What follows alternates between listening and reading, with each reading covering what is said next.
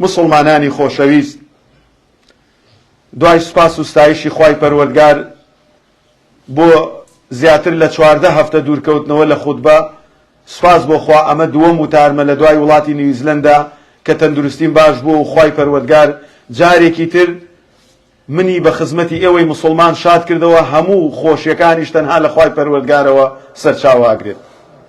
مسلمانانی خۆشەویست، ئێمەی مسلمان پێویستە زۆر بە جوانی ئەوە بزانین خوای پەروەردگار لە قورئانە ئەمری بە ئێمە کردووە، ئەفەرمێ فەعبودوه وتەوەکەل عەلەیه، لەسەر من و تۆی مسلمان واجبە ئەڵڵا بپەرستین و پشتی پێ ببەستین.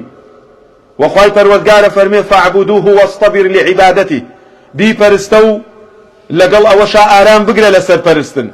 ئەمە دوو ڕێگەی زۆر خۆشی خۆشگوزەرانی ژیانە ئەگەر ئینسانی مسلمان بیکات. بۆیە هیچ مسلمانێک، هیچ ئینسانێک، هیچ کەسێک لەسەر ئەم زەویە نییە واس لە عیبادەتی خوا بێرێ ئیلا ئەبێتە عیبادەتکاری کەسێکی تر، شتێکی زۆر لە خۆی بێ ئەهمیەتتر و بچووکتر. بۆیە خۆشەویستان، زۆر گرنگە ئێمەی مسلمان بزانین. خێرتەگا ئەگەر یەک تۆ سەداقەی کەم بکەیتەوە لەبەر گوێچکم، خوا خێرت بنووسێ. بۆیە ئینسانی مسلمان ئەبێ زۆر بە جوانی ئەوە بزانێت فەعبودوه وتەوەکەل عەلەیه. برای بەڕێزم، خوشکی قەدرگرانم، ئەی ئەو کەسەی کە وەها خۆشگوزەرانیت ئەوێ، وەڵڵاهی بە عیبادەتی خوا بەتەینا ناگەیتە چڵەپۆپەی لەزەت و خۆشگوزەرانی لەسەر زەوی، ئیلا پێویستت بەوە هەیە لەگەڵ پەرستشی ئەڵڵا سوبحانه وتەعالا تەوەکولت بەخوا هەبێ، پشتی پێ ببەستی، پشت و پەنای گەورەت ئەڵڵا بێ سوبحانه وتەعالا. ئەو کاتە لەزەت لە نوێژ و عیبادەت ئەەکەی. ئەگەر هاتوو وەکو ڕیاضە وەکو فیتنس عیبادەتەکانت وەرگرت، هیچ کاتێک ناگەیتە لەزەتی عیبادەت. بۆیە خوای پەروەردگارە فەرمێ فەعبودوه واصطبر لعیبادەته.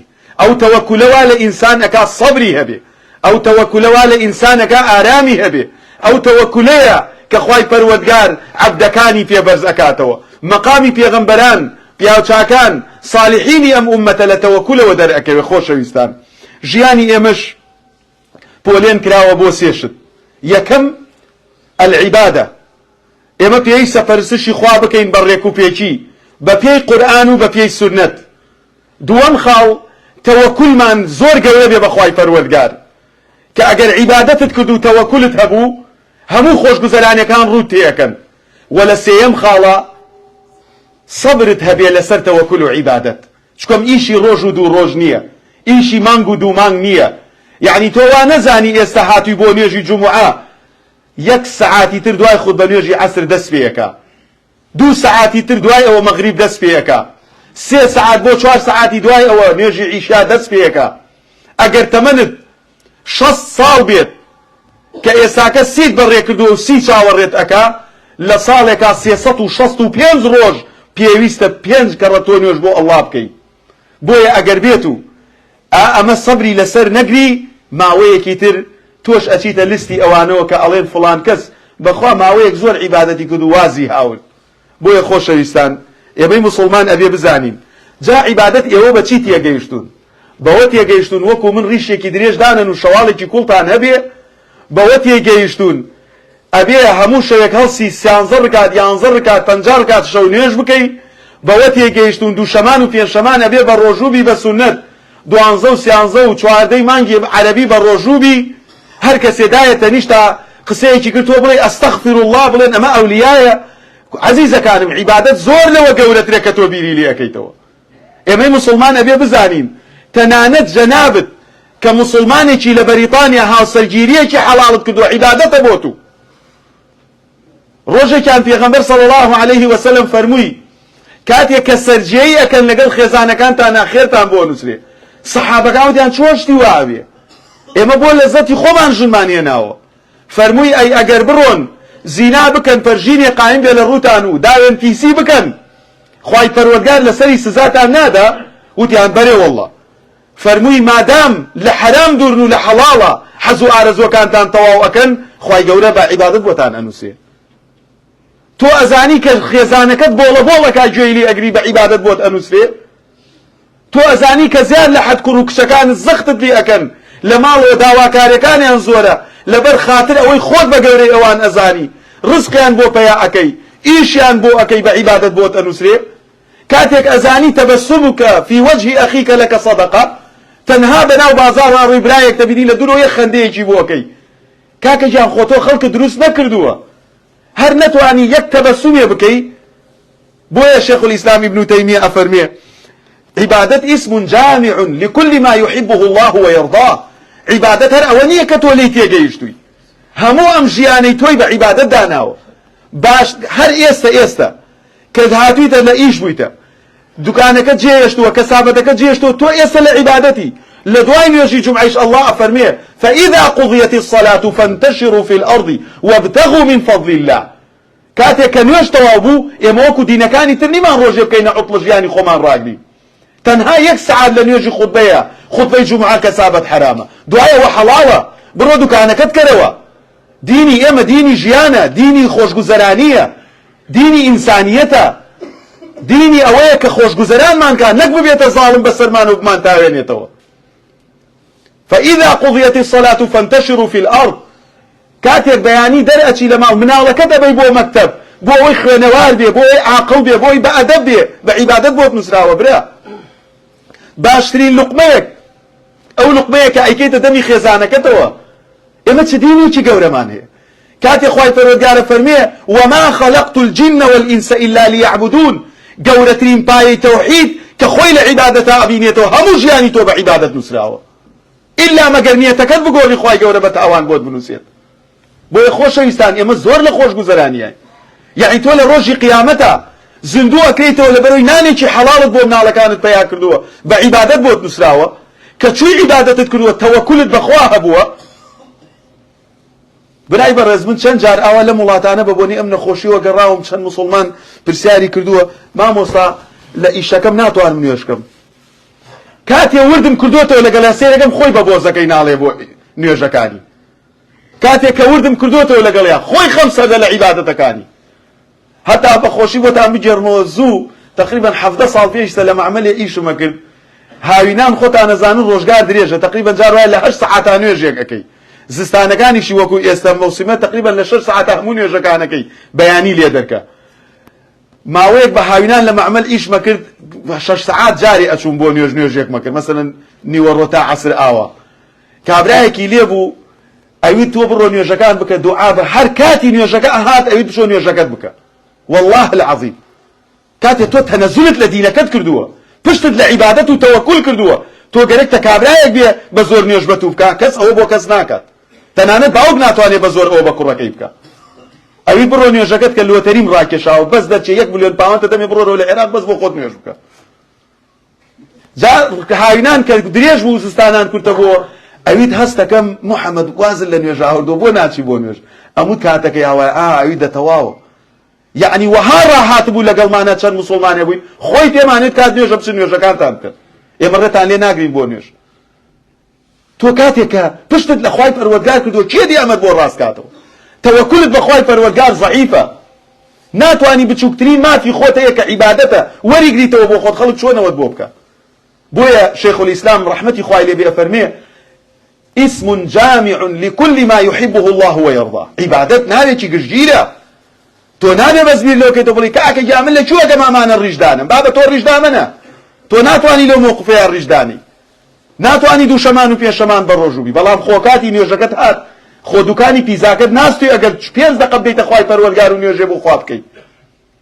فاعبدوه واصطبر لعبادته عیبادەتی بۆ بکە و ئارام بگرە لەسەرەوە عیبادەتە ويقينيشت هبه او دنياي كوا ايما بجواني بوي راكين زور جار مبادئ وقيم وتوكل خماني لسرداني خلق اصلكي مضاتا او تا فيش ايما لقبرسانه كان توش نينا خوي هتا بويا ايما لبيغمبران وفيري توكل بين يا بس بزان كاتي موسى عليه الصلاه والسلام قوم بني اسرائيل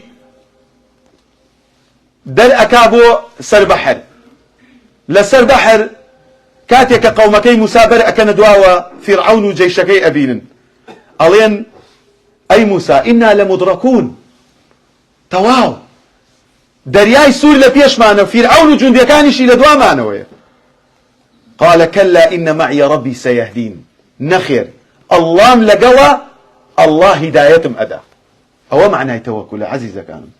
ئەگەر موسا لەو کاتەیە تەوەکولی بەخوا کەم بوایە هیچ کاتێ بەحرەکە شەق نەبوو قەومی بەنی ئیسرائیل بچنە ئەو بەر. تۆ ئەبێ بزانی تۆ تەوەکولت بە ئەڵڵا هەیە، ئەڵڵایەک ئەپەرستی. إذا قضى أمرا فإنما يقول له كن فيكون. همو حكمكاني لبيني كاف ونونايا. تو كاتك مبادئك بتشوف بوتو بأندازي أوي نويري بتشوفتين مبادئي خول لسلام زوية فيشكشي خواي فرودقاري كعبادتي كما وكتم همو أوشتاني كإما بو خماني كين هموشي لقيامتا بعبادت بو ما نسراوا همو بو تطالوانيتي إن جاء أوش بزانا واج نزاني كاتێک کە تۆ عیبادەت دەکەی مەقامێکی زۆر زۆر گەورەترت هەیە تۆ تەنها خوا مۆفەقی کردووی. خوای پەروەردگار لە صحیحی بوخاریە لە حەدیثێکی قودسیە ئەفەرمێ یا عیبادی إنكم لن تبلغوا نفعي فتنفعوني. حەچەنێ عیبادەت بکەی هەموو خەڵکی ئەم سەرزەوە ببێتە ئەبوو بەکری صدیق نەفع بە خوای پەروەردگار ناگەێنن. تۆ بێ بزانی بەو عیبادەتە ئەوە تەوحید و عیبادەت و ئیسلامە. دوای 20 ساڵ پەروەردەکردنی کچەکەت پیاوێک دێ دەستی شتماچ ئەکا مامۆستای ئاینی هێنێ شەکرا و ئەخواتەوە 10,000 پاوەنیشی بۆ سەرف ئەکا. ئەوە نەبوونی عیزەتی ئیسلامە کە کابرا دووەنی تۆ قیافەی گەورەی کچەکەی ئەڕوا لەگەڵێکێکا و نازانێ لەکوێیە. واز لەو ئیسلامە بێنی پەنا بدەیتە هەر کەسێکەوە عیزەتت نامێنی. هەر کەسێکیش عیزەتی ئەوێ فلله العزة جميعا إليه يصعد الكلم الطيب والعمل الصالح يرفعه.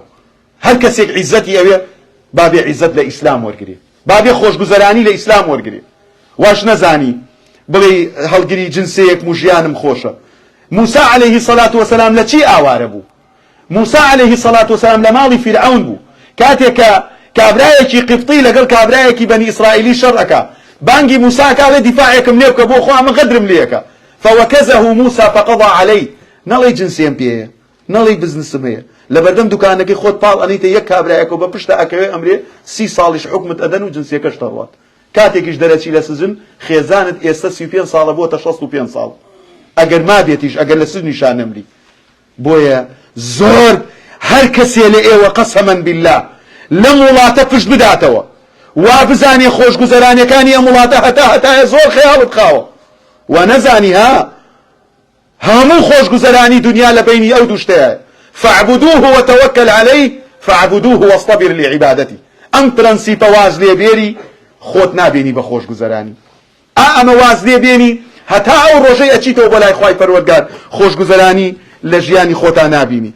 خۆشەویستان معنای تەوەکول پێغەمبەر فێرمانەکە عليه الصلاة والسلام کاتێکە لە غاری ثەور هەموو ئەشکەوتەکان مای جەهل و نەزانیە بەڵام ئەشکەوتەکانی ئیسلام هەمووی مای خێر و بەرەکەتە. گەنجەکانی ئەصحاب الكهف کە لیانە قەومێ ئەچن بۆ ئەشکەوت گۆشەنیگای اقرأ باسم ربك الذي خلق لە ئەشکەوتەوە دێ. دینی ئێمە دینی ئەوە نییە لە زانکۆکان کۆمەڵێ مفەکری پارەخۆر و گەمبەڵ و خەڵکی خراپی نووسنەوە بۆ ئەوەی عەقڵ بە ئێمە نیشاندن. عەقڵی ئێمە لە ئاسمانەوە بەرمەجەکراوە کە بزانین چۆن خوا ئەپەرستین و چۆن عیبادەتی ئەکەین. لە غاری ثەور ئەبوو بەکری صدیق ڕەزای خوای لێ بێ فەرمی ئەی پێغەمبەری خوا صلی الله عليه وسلم والله بەسەی پێی خۆیان کەن ئەمان بینن. ئەفەرمێ ما ظنك باثنين الله ثالثهما. ئەوە معنای تەوەکولە یعنی ئەبوو بەکر ئێمە کە بوراق نەهاتووە ئەمانەوێت جەیەکی ئینسانی بە سەحابە پیشان بدەین. ئەگەر نا هەمان محەممەد المصطفى صلى الله عليه وسلم لە دوای مصیبەتی طائف بوراق ئەیباتە بەیت المەقدس ولا بەیت المەقدس ئەیباتە ئاسمان. بۆچی پێغەمبەر صلى الله عليه وسلم بە هەمان معاناتی سەحابە و هەژارەکان هیجرەت ئەکا بۆ ئەوەی دەستێک بە سەحابەکان بڵێ ژیانم ژیانی ئێوەیە بە پێیەکانی خۆم ڕێەکەم وەک ئێوە بە جەماعی هیجرەتان کرد من بە تەیناش ئەڕۆم بۆ ئەوەی دەرسێکی ئینسانی بە ئێمە بدا. بۆیە سەیری تەوەکولی شێخ الإسلام ابن تەیمیەکەن بۆیە دوای ئەوەندە ساڵە ئێمە ئێستاکە باسی یەکەین. ئەڵێ ما يصنع أعدائي بي سجني خلوة نفي عبادة قتلي شهادة. ئەڵێ دوژمنەکانم چی بە من ئەکەن؟ سجنم ئەکەن نەجاتمە بێ لە دنیا، نەجاتمە بێ لە کەسابەتکردن، نەجاتمە بێ لە پارتایم و ئۆڤەرتایم، نەجاتمە بێ لە پاوەل و دۆلار و دینار. شێخ الإسلام ابن تەیمیە ئاوایە کرد بۆیە نەیانەتوانی هیچ بەرامبەری بکەن. و ئەفەرمێ نەفی سیاحە تۆزێ ڕەزیرم ناچم سیاحەت بکەم بەڵام کاتێکە لە وڵاتەکەی خۆم دەرم ئەکەن ئەمنێرن بۆ منتیقێتر لەوێ دەسەکەمە داوەکردن خەڵکە ناسم. ئەگەریش بمکوژن ئێمن هەر بە دوایەوە یاڕۆم بە عاقیبەت خێری بمرم. ئەو تەوەکولە وای لە شێخ الئیسلام ئیبن تەیمیە کرد دوای ئەوەندە ساڵە کابرایەکی وەکو من لە شاری لیسەر لێرە باسی ئازایەتی و تەوەکولی ئەو پیاوە بەخوا بکە کە ئەهوا خوای پەروەردگار بەرەکەتی خستە ژیانیەوە. ئەوە نیعمەتی تەوەکولە. هاوڕێکانی ئەویش کە خەتیب بوون کە عالم بوون کە مامۆستا بوون خۆیان دایە پەنای دیواری حیکمەت و ئەو قسەیە مەکە باش نییە و ئەوە مەڵێ وا نییە و بترسە خەڵکی نازانێ و نا ئێمە لە سەرمانە ئەوەی کە خوا بۆمانی دانا ئەوە بکەین خۆشەویستان. ئەوە معنای تەوەکولە. هەر کاتێ تەوەکولت بەخوا هەبێ کافیە خوای پەروەردگار بۆ تو. بۆیە داواکەم لە خوای پەروەردگار عاقیبەت خێرمان بکە، لە دینەکەی خۆی شارەزامان بکە، خۆشگوزەرانی دنیا و داڕۆژمان بە نسیب بکە. یا ڕەبی خوایە ئەم مسڵمانانەی کە لەم مزگەوتە لێمان خۆش بی، لە کەم و کوڕێکانمان ببووری، عاقیبەت خێرمان بکەی و لەم دەقەشا دوعا گیرایە بپاڕێن و خوای پەروەردگار دوعاکەمان وەرگێ. ئامین. کەناڵی BK4 کەناڵێک بۆ سەرجەم چین و توێژەکانی کۆمەلگا. BK4